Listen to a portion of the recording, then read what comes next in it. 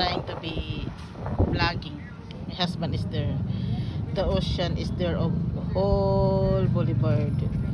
Very hot today. And then there is I love Surigao, like that. This is my place, the city of Surigao. I never regret I'm here, even though it's not really perfect, but ang sarap niyang balikan. I am another to my husband, kaya parang I find my own, alam mo na, nag-iba-iba na yung mga tao, yung gusto nila. Tapos Chinibib, yun na nga, malapit na kami sa hotel namin. And the husband is there. Iniisip niyo I'm alone, the people is there. Yan oh, malapit na ang pista talaga. Nag-vlogs ako dahil gusto ko.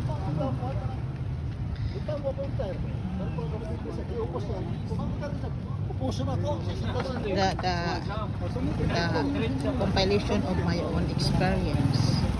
I love it.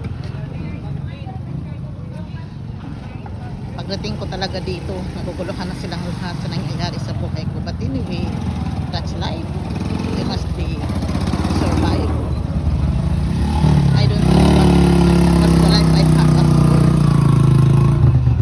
Hindi kaya madaling mag OFW. Dito basta dito sa boulevard na to, in the night iba. Basta ito sila may mga flag. Ito yung dagat. Guys, dito na lang ako. Maraming salamat. Bye.